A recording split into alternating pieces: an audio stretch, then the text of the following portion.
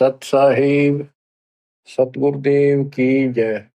बंदी छोड़ कबीर साहिब जी की जय। बंदी छोड़ गरीबदास जी महाराज जी की जय। स्वामी राम देवानंद जी गुरु महाराज जी की जय हो।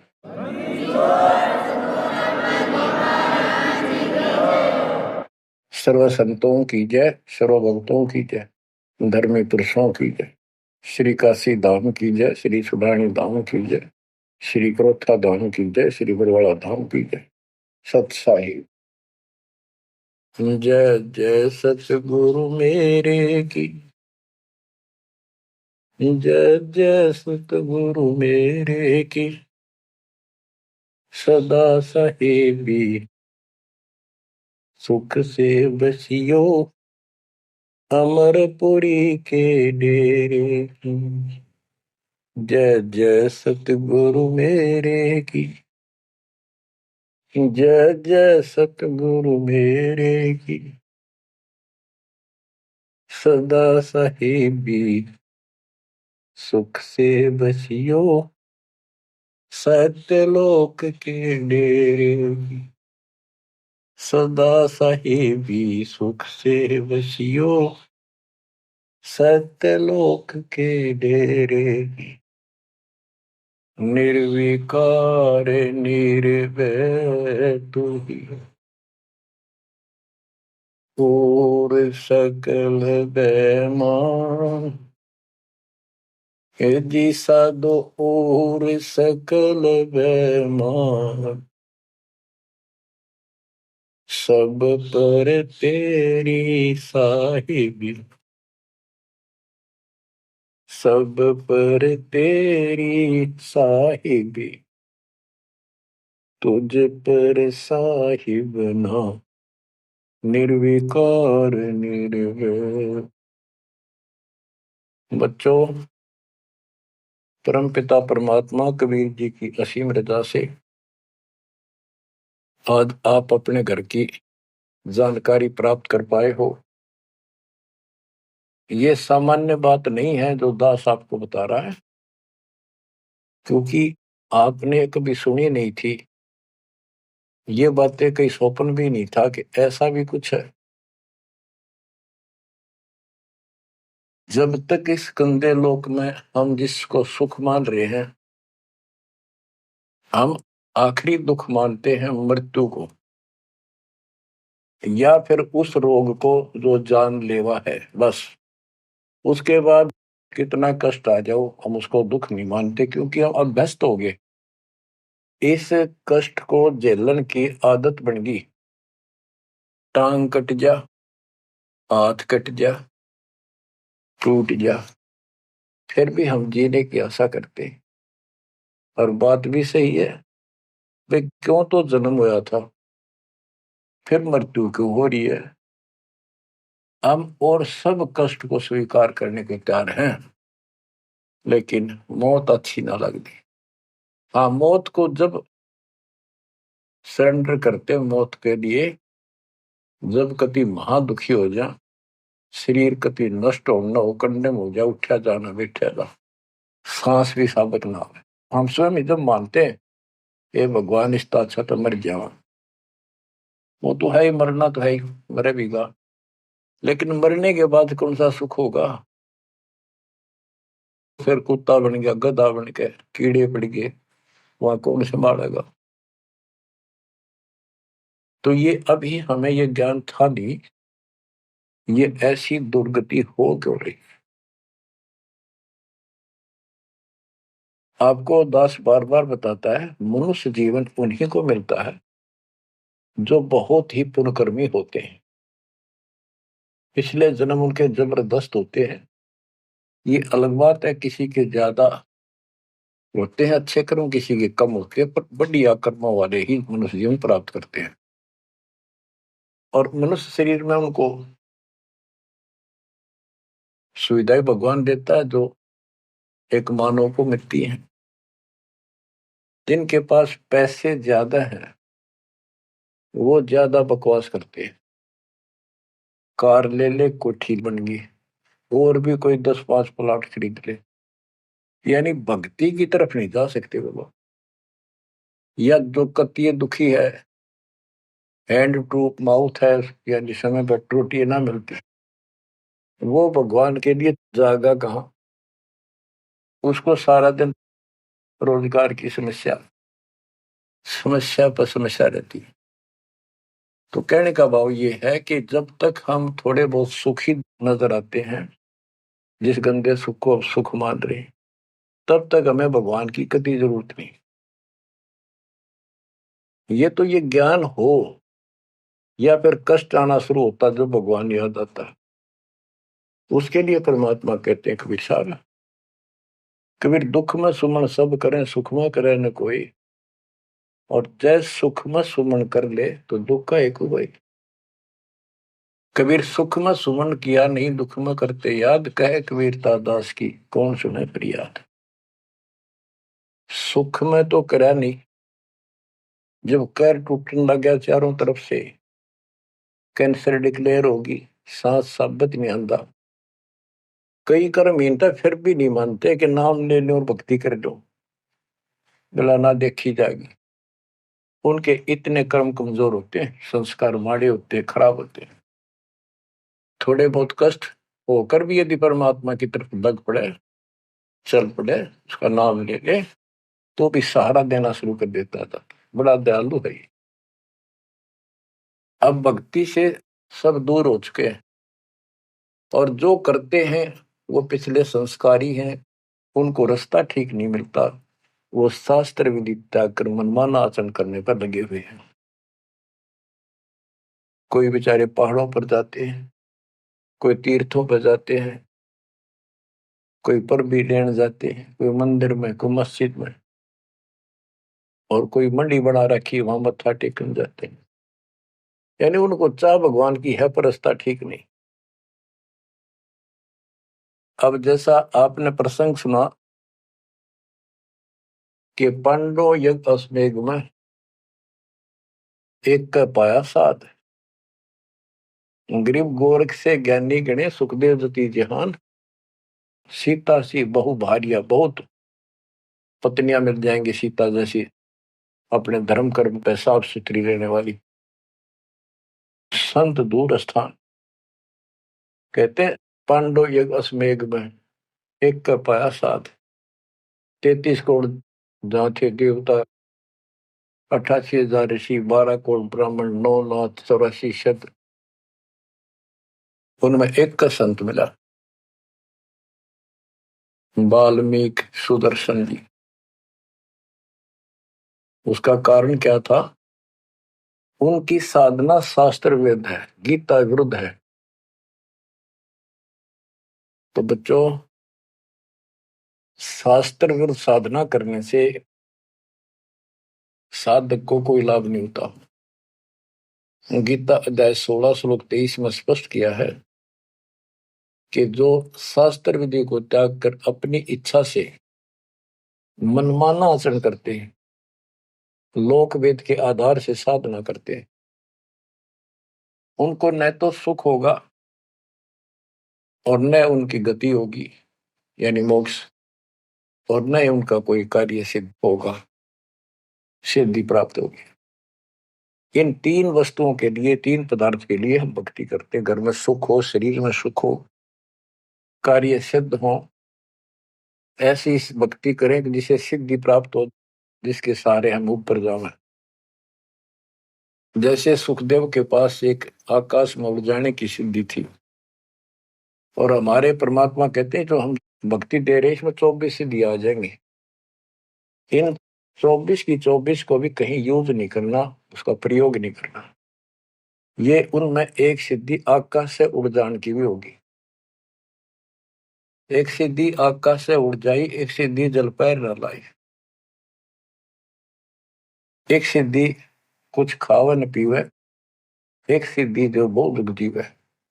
ये कई कई दिन नहीं खाते पीते, तो वो एक सिद्धि होती है।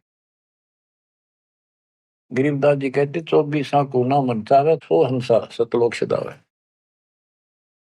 तो कहने का भाव ये है कि ये सब शास्त्र विरुद्ध साधना करने वाले हैं, और अमीन जबरदस्त महात्मा मानना थे।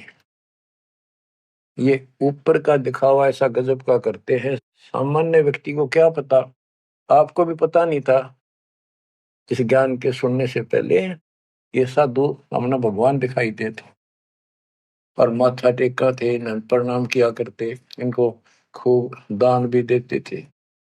ये पता चला ये तो जड़े डोहा थे। गरीब डंब करे डूंगर चढ़े, अंतर जीनी जूल, जग जाने ये बंदगी करे, ये वो वसूल। ऊंचे से स्थान पर बैठते हैं ताकि दूर से दिखे कि महात्मा तपस्या कर रहे हैं, या पहाड़ों पर चले जाते हैं क्यों लोग भी भटक रहे हैं भगवान के लिए। साधु मिल जाए, कोई आशीर्वाद दे दे, घर में बरकत हो जाए, नो हो जाए, नो हो जाए, तो आशीर्वाद लेने जाया करते। और वो जंगलों में साधुओं ने ढूंढा करते, तो वो छोटा मोटा आशीर्वाद दे भी देंगे, थोड़ी बहुत राहत मिल भी गई तो मोक्ष तैनो का नो रह गया। गरीब डंब करे डूंगर चढ़े, अंतर जीवनी झूल, जग जाने बंदगी करे, भक्ति करे, ये वो असूल वो।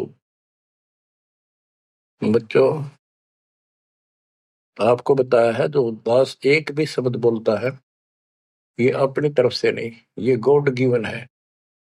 और परमात्मा ने किसको दिया? अपनी प्यारी आत्मा संत गरीबदास जी को दिया। उनके द्वारा अमर ज्ञान लिखवाया गया है, वो आपको सुना रहा है दास। रग यजु है श्याम अथर्व, ये चारों वेद चतुभंगी रे, सूक्ष्म वेद बाचे साहिब का, सोहन सा सतसंगी रे। जो परमात्मा का सूक्ष्म वेद पढ़ता है वो सत्संगी है। चारों वेद ऋग यजु साम अथर्व, ये चारों भ्रमित ज्ञान युक्त है, इनसे जीव को कोई लाभ नहीं होना, मोक्ष नहीं हो सकता। तो दास आपको ये सूक्ष्म वेद सुना रहा है। अब कुछ वाणी सुनाऊंगा। ये माया का ग्रंथ है। एक बाल्मीकि नीचे कुल साधु, जिन संख पंचायन पूरे न दू।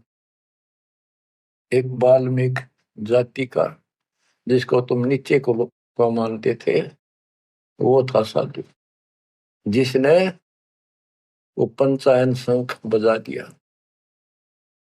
और गिनो माया के पुता, ब्रह्म जोगनी सब ही टूटा। ये बाकी ये माया के पुजारी, इनके पास यथार्थ भक्ति नहीं थी। चंद सूर के तक साई, जिनके आगे ये बड़े गदाई, नूरी दीपक धरे चिरागा, काल करमजन को उठ लग गया। नूरी अंग विनस है भाई, माटी के किस गिनती माई। कि ये ब्रह्मा विष्णु महेश्वर का नूरी शरीर है, हल्का सा नूर का। इन देवताओं का नूरी शरीर है, ये नकली नूर है, असली नूरी शरीर सतलोक में है। काल ने दुर्गा के माध्यम से यहाँ उस सतलोक वाली सारी डुप्लीकेट वस्तु बनवा रखी है। कति नो किनो मिलते जुलते स्त्री पुरुष ऐसे ही है, और लेकिन वहां ओरिजिनल शरीर है, बिल्कुल अविनाशी शरीर है। यहाँ कहते ब्रह्मा विष्णु महेश के नूरी शरीर है। ये नूरी अंग विनसय है भाई, माटी के किस गिनती माही। जब ये ब्रह्मा विष्णु महेश जैसे मरेंगे तो ये मिट्टी के जो हमारे हैं, तुम्हारे मनुष्य के, ये कौन से खाते में है कि तुम ना मरोगे। और फिर क्या कहते हैं? ऐसे भरम ना भूलो लोई, इनकी ओट न उभरा कोई।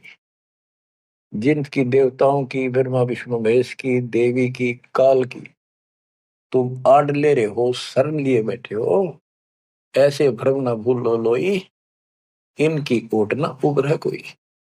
कोई पार नहीं हो सकता, किसी का कल्याण नहीं हो सकता। यही 84 लाख योगियों पर कष्ट उठाते रहोगे।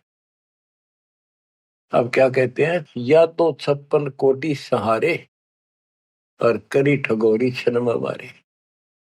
5 तत्व त्रिगुण की पूर्णी, आवे ब्रह्मा विष्णु महेश्वर जो। ये ब्रह्मा विष्णु महेश भी जन्म मरण के अंदर आवेंगे। बच्चों, यदि आपको पहले तैयार ना कर रखा होता ना सारे प्रमाण देके, तो आप कतई नहीं सुनते। अगले दिन आप कतई कान का नहीं लाते यूट्यूब के चैनल को, जो कहो झूठ बोल रहा है। और आज आपके घीसा गल है कि गजब अजब कतई साची सारी। और ये 300 वर्ष पहले संत गरीबदास ने लिखे कदर गए थे। उन्होंने प्रचार नहीं किया, उनको पता था कि इस ग्रंथ ना और पाट देंगे जय ईब गणा प्रचार कर दिया था। आग ला देते इसका पहले जो इतना गहराई से कोई बतानिया होता था। और अब ओए होए, ये जो दिल करता है सुने जावा कितनी गजब की सच्चाई और पढ़े जावा। देखो बच्चों कितना अंतर हो गया। अज्ञान के कारण हम अपने खजाने न छोड़े फिरा थे। चारों युग में संत पुकारे को कहा हम हेल रे, हीरे माणिक मोती वर्षे ये जग चुकता ढेल रे। हम डले इकट्ठे करा थे डले कंकर, शास्त्र विरुद्ध साधना करके। और ये हीरे माणिक मोती है, ये है वह सच्चाई रूपी हीरे मोती, ये वर्षन लायक रहे। और सच्ची भक्ति अब क्या बताते हैं, ऐसे भ्रम ना भूलो लोई, इनकी ओट न उभरे कोई। यादो 56 कोटि सहारे, करी ठगोरी छन में मारे। अब सुनो, यादो 56 कोटि सहारे, करी ठगोरी छन में मारे। 5 तत्व त्रिगुण की पुनी, आए ब्रह्मा विष्णु महेश्वर जूनी।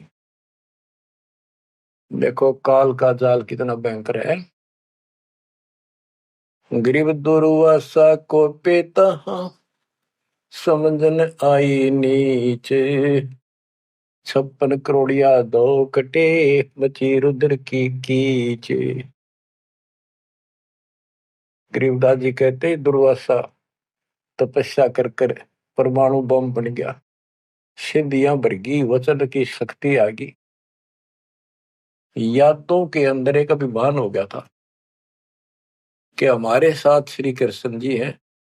इसने चाणूर मार दिया, कंस मार दिया, जरासिंह मार दिया, काल्यवन मार दिया और केसी मार दिया। तो इस प्रकार ये नो सोच बैठे थे कृष्ण तो ऊपर कोई नहीं और थारा कोई कुछ नहीं बिगाड़ सकता। जब उनको ये पता चला यादों को, दुर्वासा जी श्री कृष्ण जी के आध्यात्मिक गुरु भी थे और वो द्वारका की बनी में बैठ के जाके, बनी होती है गांव के चारों तरफ, शहर के चारों तरफ जंगल होता था, अच्छे सुंदर वृक्ष होते थे, बहुत बड़े बड़े पीपल वृक्ष नीम, सब गांव के चारों तरफ। ये पहले समझदार व्यक्ति होते थे और चारों तरफ गांव के नीम, पीपल और बड़, तीन तो हमने देखे खूब चारों तरफ होते थे। उनसे ऑक्सीजन गांव में जाती थी, किधर की हवा चलो सारी ऑक्सीजन जाती थी। तो उसका एरिया कम से कम आधा किलोमीटर का होता और पूरे गांव के चारों तरफ होती थी। उसको बनी बोलते थे। उसमें छोटे मोटे बोझले भी होते थे जिनकी आठ में फ्रेश उड़ जाया करते थे लोग, साथ में तालाब होते थे। तो क्या बताते हैं कि बनी में बैठ गया दुर्वासा जी आके, और द्वारका के अंदर ये बात फैल गई कि दुर्वासा जी बड़े पहुंचे हुए संत है, ऋषि हैं, भूत भविष्य वर्तमान की तीनों काल की जानते हैं। तो जवान जवान बच्चे थे जिसमें श्री कृष्ण का पुत्र प्रद्युम्न भी था। उनके मन में यह आई भाई दुर्वासा की परीक्षा लेते हैं, देखते हैं कैसा भूत भविष्य ही जानता है। उन्होंने स्कीम बनाई, एक लड़के का पेट पे लोहे की कढ़ाई बांध दी छोटी सी, और गुजरियां वाले लड़कियां वाले कपड़े पड़ा दिए, मुंह पर घूंघट डाल लिया करते पहले, पूरा स्वांग कर दिया लड़की का, ले गए गर्भवती लड़की का। 5-7 और थे बच्चे, बच्चे तो क्या थे, अच्छे शादी हो रही थी उसकी, प्रद्युम्न की भी। तो वहां बच्चे भी हो रहा था उसके, अनिरुद्ध जैसे। दुर्वासा जी से जाकर उन्होंने कहा, हे महाराज, आप तीनों काल की जानते हो, त्रिकालदर्शी हो। ये व्यक्ति है, ये इसकी पत्नी है। इनके 10-12 वर्ष में भगवान ने दया करी है, इसका आश्रय ही है। और ये उतावले हो रहे हैं, ये पूछ लो बेटा होगा बेटी। दुर्वासा ने देखा दिव्य दृष्टि था, गुस्सा में होगा, लाला कर ली, अगे तो मजाक करते तेरा। तो गुस्से में आगे कहने लगा, यह दो कुल का नाश होगा इससे, जो गर्भ है इससे। इस बात से जब गुस्सा हुआ तो भाग गए बच्चे। सारी नगरी में बात फैल गई कि बच्चों ने मजाक कर दिया और दुर्वासा ने श्राप दे दिया यह दो कुल का नाश होने का।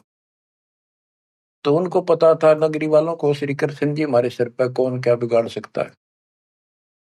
फिर भी दुर्वासा का डर भी घना था, इसलिए श्री कृष्ण जी के पास गए और सारी बात बताई कि भगवान, बच्चा ने मजाक कर दिया, गलती तो है इनकी, और दुर्वासा जी ने श्राप दे दिया, समाधान बताओ।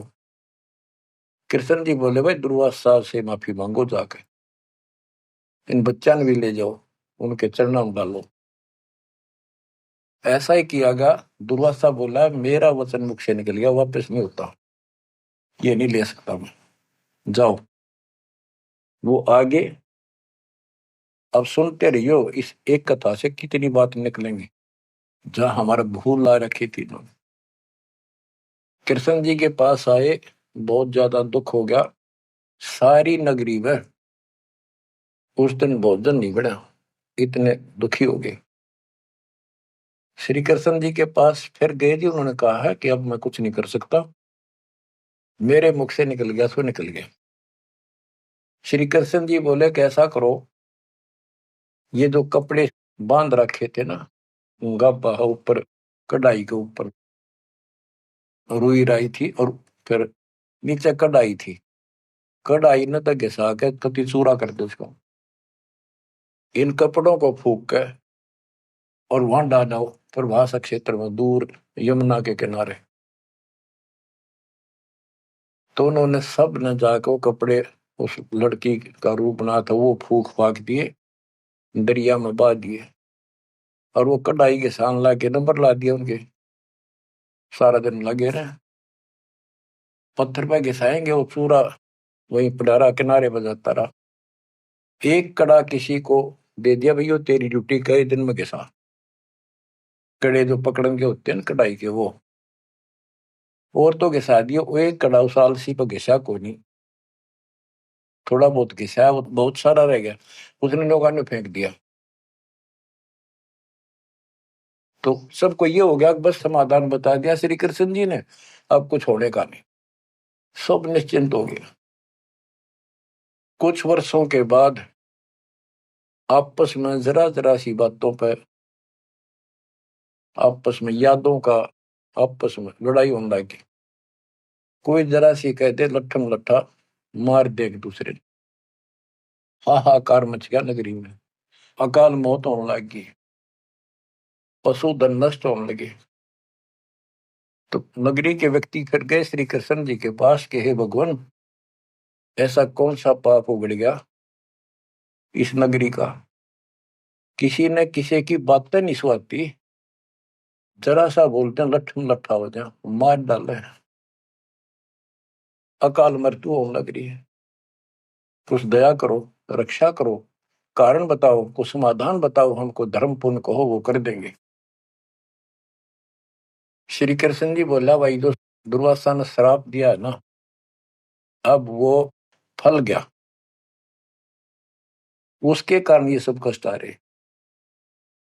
तो नगरी के लोग बोले, जी कोई समाधान बताओ, आप तो मालिक हो, सारी सृष्टि के रचने वाले हो, आप तो सब कुछ कर सकते हो। कृष्ण जी बोले, ऐसा करो, सारे नर यादव, छोटे छोटे बच्चे, नवजात लड़का भी हो ना, नर, ओनली मेल, सबको ले जाओ प्रभास क्षेत्र में, यमुना में स्नान करो। स्नान करने से तुम्हारा ये दुर्वासा वाला श्राप खत्म हो जाएगा। तो सब ने वह बात माननी थी क्योंकि गुरु थे वो और भगवान मान रखे थे। सब नवजात शिशु उस दिन भी जन्म हुआ था उस लड़के को मिलेगी और वहां जाके स्नान करने लगे। नगरी में कवा सुनी सबकी हो रही थी, आंख बड़ा थी एक दूसरे की।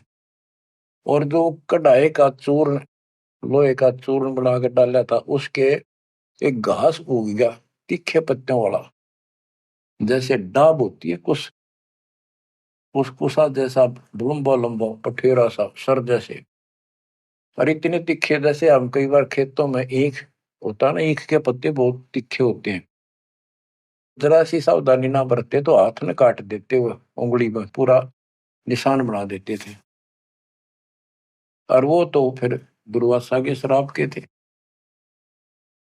वहां पर उस सरकंडन पाड़े सर ने और एक दूसरे को मारो, वो तलवार का काम करे, गर्दन कटके नारी पड़ जाए।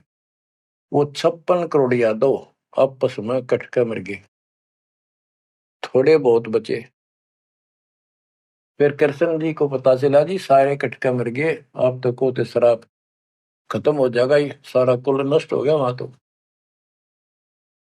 विष्णु पुराण में लिखा है श्री कृष्ण जी गए और उन मूसल पाड़ के हुए, उसने भी रहे थे यादव खुद मार दिए, काट दिए सबको, अकेला बच गया। और फिर जाके एक पेड़ के नीचे बैठ गया। अब वो श्री कृष्ण ने नहीं मारे, उसमें काल बढ़ मारे। जिसकी पूजा करें, जिसका पुत्र था उससे का नाश कर दिया। फिर क्या बताते हैं, जो बाली मारा था श्री रामचंद्र जी ने एक वृक्ष की ओट लेकर, बाली को मार के सुग्रीव को राज दिया। सुग्रीव ने फिर रामचंद्र जी की हेल्प करी लंका पर युद्ध करने के लिए। वो बाली उसने मारा था धोखा करके, आमने सामने श्री रामचंद्र जी लड़ नहीं सका, उसमें इतनी ताकत थी, 50% पावर खींच लेता था बाली। इसलिए वृक्ष की ओट लेकर सुग्रीव ने बता दिया उसके भाई ने, वृक्ष की ओट लेकर मार सकते हो, वैसे नहीं सामने नाड़ा। वृक्ष की ओट लेकर थोड़ा सा मुंह काटा, तीर ठोक दे। जब 7-8 तीर मारे जब वो मरा था। फिर बाली ने कहा था जी आपने बहुत बड़ी गलती कर दी, आपका और मेरा के रोला था, हमारा भाई भाइयों का झगड़ा था और फिर लड़ना था, सूरवीर थे आमने सामने आते, आपको पाप लगा, आपने बदला देना होगा। तो रामचंद्र जी ने बताते हैं कहा कि मैं तेरा बदला दूंगा। श्री कृष्ण रूप में श्री राम जन्मे और वो ये बाली एक बालिया नाम का शिकारी बना। अब क्या था, वो जो एक कड़ा बच्चा था पूरा घिसा नहीं, वो एक मछली ने खा लिया, कोई खाद्य पदार्थ समझ के, वस्तु समझ के, और वह मछली पकड़ ली उसने, उस शिकारी ने, बालिए ने। उसने जब वह काटी मछली तो उसमें तो चपकीली धातु निकली। वो ले गया सुनार के पास, उसने सोची कोई चांदी दिखा है। सुनार बोला है लोहा बहुत गजब का है, चांदी नहीं है। लोहार के पास ले गया, लोहार से कहा कि इसका यू तीर बना दे मेरा, जहर में बुझा के, तो इसको विशेष रखूंगा, अलग से कोई भयंकर जानवर आ गया शेर शार तो उसको मार दूंगा अपने जीवन रक्षा के लिए।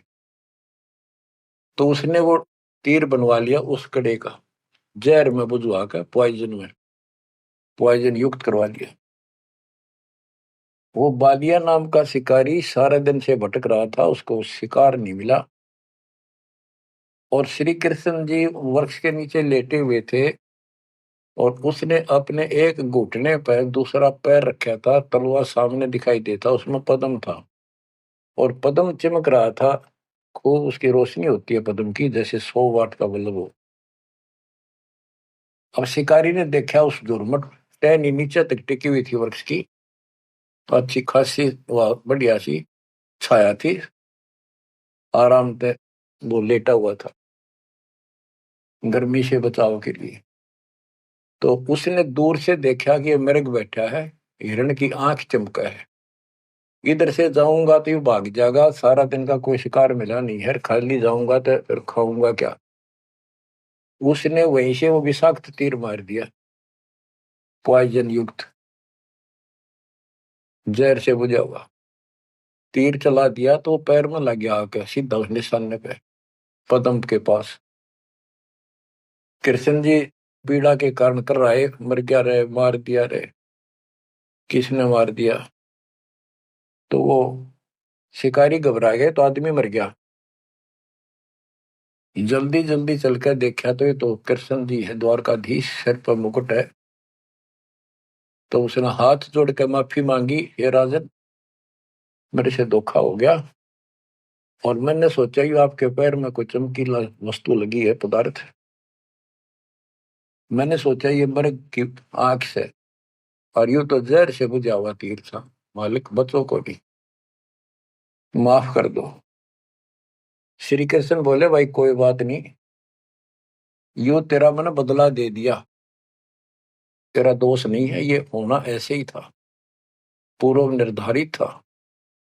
तो बालिया बोला, हे भगवान, आप राजा और मैं एक निर्धन व्यक्ति, जंगल में भटकने वाला, आपका और मेरा के हिसाब किताब, क्या बदला हो सकता है? तब श्री कृष्ण जी कहते, भाई तू बाली था, बड़ा बलवान था, सुग्रीव का भाई था, और मैं रामचंद्र रूप में अपनी पत्नी की खोज में भटक रहा था, और तेने अपने भाई को दुखी कर रखा था। उसने मेरे से वायदा किया, सुग्रीव ने, तेरी मदद कर दूंगा, मेरे भाई तो मेरा राज दिला दे। तने सीधे हाथों दिया नहीं, तो युद्ध करना पड़ा, वृक्ष की ओट लेकर मैंने तू मारा, वैसे नहीं मार सकता था, वो मेरे से गलती बनी थी, धोखे से मारा तेरे, आज तूने भी मुझे धोखे से मार दिया, मैंने अपना बदला दे दिया, अब तू जा, और हो सके तो पांडवों को बता दे जाके, मेरे रिश्तेदारों को, कि ऐसे ऐसे हो गया, सारा यादव को लड़का मर गया, श्री कृष्ण भी अंतिम सांस गिराए। इतने में कुदरती, सारा खेल काल का, वो कुदरती आगे पांचों पांडव कुशल मंगल पूछने के लिए रिश्तेदारों में यहाँ जाते रहते हैं। पता चला नगरी सारी कटका मरी पड़ी है, इधर उधर खोजा, उस बालिए ने बता दिया, उस पार दिन शिकारी ने बता दिया, आप किसने खोज रहे हो, कौन हो? वो बोले, हम पांडव हैं, श्री कृष्ण के हम रिश्तेदार हैं, और ये तो नाश हो गया, श्री कृष्ण जी भी ना पाया। उसने बता दिया, ऐसे उस वृक्ष के नीचे पड़ा है वो, अपनी ना बताई गलती के, देख उठ दे, नौका कहो तो खिस गया, वो वहां आ गए। तब श्री कृष्ण जी से उन्होंने पूछा, जी क्या कारण हो गया? तब वही ऐसे ऐसे बच्चा ने मजाक कर दिया था, दुर्वासा ने श्राप दे दिया, या तो होनहार थी, और होनी थी। अब सुन ले, तुम मेरे खास रिश्तेदार और भगत हो भगवान के, मेरा आपसे बड़ा अच्छा लगाव रहा है, ये मेरी अंत समय की बात सुन लो, तुम इस राज को अपने बच्चे को दे दो, परीक्षित को, और तुम हिमालय में जाकर तप करके शरीर में समाप्त कर दो, तुम्हारे ऊपर महाभारत में किए हुए वो पाप कर्म लगे हुए हैं, तप करने से वो कम हो जाएंगे। अब अर्जुन पे उस समय रुका नहीं गया, क्योंकि गीता बोलते समय उसने कहा था कि तुम्हें कोई पाप नहीं लगेंगे, ये तो मैंने मार रखे, तेरे दोनों हाथों में लाडू अर्जुन, युद्ध में मर गया स्वर्ग जाएगा, जीत गया तो राज करोगे। उस समय अर्जुन बोला, भगवान आप बशत ऐसी परिस्थिति में हो, अब ये बात मैंने बोलनी नहीं चाहिए, लेकिन ये परिस्थिति पहले भी आई थी, जब आपने मेरे भाई युधिष्ठिर को दुखी होते को देख के, हमने जो बताया था कि इसको बड़े भयंकर स्वप्न आ रहे हैं, कष्ट है, सारी रात जागता रहता है, खाता नहीं पीता नहीं, बड़ा कष्ट में है, तो आपने बताया था कि तुम्हारे ऊपर वो पाप है जो तुमने महाभारत में बंधुघात किया था, उसके कारण ये कष्ट आया है। उसका समाधान आपने बताया, अश्वमेघ यज्ञ, वो भी हमने कर दिया, अरबों रुपये लाकर। आज आप वो पाप फिर बता रहे हो? हे भगवान, जब क्या कह रहे थे जब गीता सुनाओ थे। मैं मना करूं था युद्ध नहीं करूं, मतलब मांग कर खा लेंगे, लेकिन आपने मेरे को टिकट नहीं दिया। ऐसा भयंकर रूप दिखाया, मैं डर गया। मैंने सोच लिया था जो युद्ध ना करूंगा तो यूं मारेगा। एक बार और दिखा दिया ऐसा भयंकर शरीर, मेरा तो वैसे हार्ट अटैक हो जाएगा। इस कारण से मैंने युद्ध करना स्वीकार कर लिया। ये भगवान आपको हो हिमालय चले जाओ, राज छोड़ जाओ, ये कोई सा भी लाडू हाथ में कोई नहीं, ना युद्ध में मरे और ना राज रहा। ऐसा धोखा आपने कराया क्यों? आप तो हमारे खास थे, रिश्तेदार थे, सारा कुछ हो। तब कृष्ण कहता भाई मुझे नहीं पता वो क्या हो यार, क्या नहीं यार, मैंने क्या कहा था, अब मुझे कोई याद नहीं, इस स्थिति में नहीं हूं मैं। युधिष्ठिर बोला अर्जुन इस समय ये बात ना करें। हो लिया जो हमारे भाग में था हो गया। श्री कृष्ण बोला या कोई नर या दो नहीं बचा है, लेडीज हैं केवल, इनको ले जाओ, इनकी रक्षा करो, अपने साथ ले जाओ वहां पर, या इनको जंगली लोग दुखी करेंगे, इनकी इज्जत लूटेंगे, ले जाना। और मेरे शरीर को फूक के बॉक्स में डाल दियो, बॉक्स में लकड़ी के में। तो उन्होंने ऐसा किया, फूक के बॉक्स में डाल दिया, उसको दरिया में बहा दियो। तो बच्चों ऐसा ही किया गया। अब चारों पांडव तो आगे, और अर्जुन की ड्यूटी लाए तुम सब लड़कियों को लेकर, औरतों को, और आ जाना। तो लेकर अपने घोड़े खच्चर उन्हें बैठा बठू कर चाल पड़े। रास्ते में बिल्ला ने, जंगली लोगों ने उनको घेर लिया, अर्जुन के साथ युद्ध करे। अर्जुन पीटा, अर्जुन पर वो धनुष उठा भी कोई नहीं, जिस तरह महाभारत के युद्ध में लाखों आदमी मार दिए थे, उठा नहीं, उससे जो खड़ा खड़ा पिटे। वो क्या करा उन दुष्ट लोगों ने, दुष्ट औरतों को ले गए, धन लूट ले गए, और थोड़ी बहुत बची उनको लेकर अर्जुन अपने घर आ गया, वहां इंद्रप्रस्थ आ गया। फिर वो कोस रहा है श्री कृष्ण को, कितने सारे धोखा करे हमारे साथ, नाश करवाना था, युद्ध करवाया, जब तक मेरे में ताकत देती एक मारूं था 10 मरे थे, और आज मेरा हाथ भी ना उठा, धनुष तो दूर की बात है। गीता में ये काल कहता है कि मैं बलवानों का बलवान, बुद्धिमानों की बुद्धि में ही हूं। वहां तो शक्ति देती नाश कराने में, वह छीन ली वापस। ऐसे धोखेबाज भगवान की भक्ति करके हमने असंख्यों जन्म नष्ट कर दिए बच्चों। अब बताओ, अब सुनो इस कथा का निष्कर्ष। ना तो पांडवों को स्वर्ग मिला, नरक में पड़े, ना वो राज रहा, और जैसे किसी ने श्राप दे दिया, यो 3 ताप के अंतर्गत कष्ट होता है, वो 3 ताप का कष्ट भी श्री कृष्ण जी से समाधान नहीं हुआ। पहले कह दिया कि इसको घिसा के सारे कढ़ाई को, कपड़ों को फूक कर उस चूरे को जमुना में डाल दो, तुम्हें ये दुख नहीं होगा, दुर्वासा का श्राप कष्ट नहीं देगा। वो सारा कर दिया। फिर बोले कि उसमें स्नान कर लो, जमुना में नहाने से सारा श्राप कट जाएगा। वो बेचारे नहा भी लिए, वो श्राप तो कटा कोई ना, वो कट कर मरिए।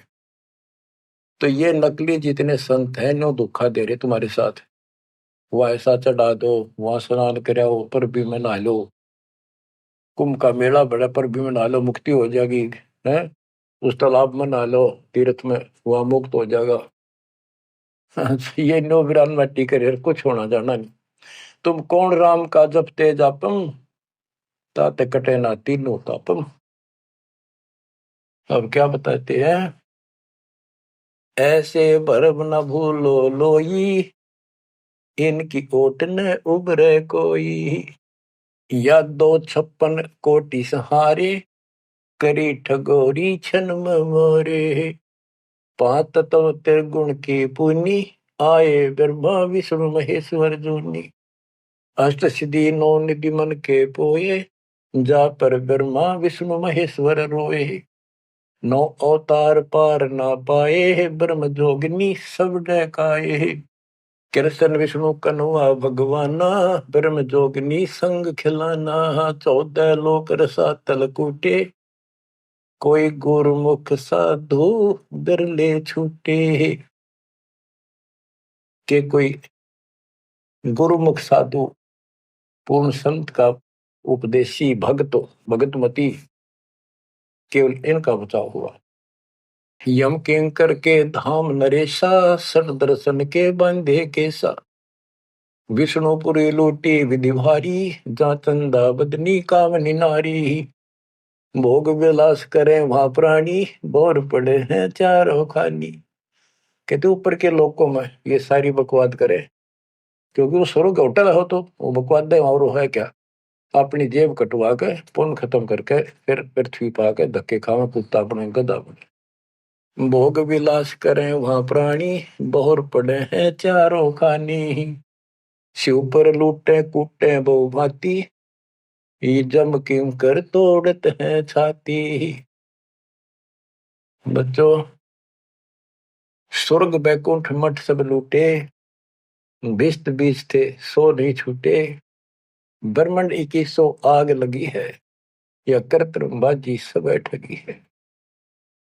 बच्चों, बहुत अच्छी किस्मत आपकी, आपको ये अमर ग्रंथ, अमर ज्ञान और सच कथा सुनने को प्राप्त हो रही है।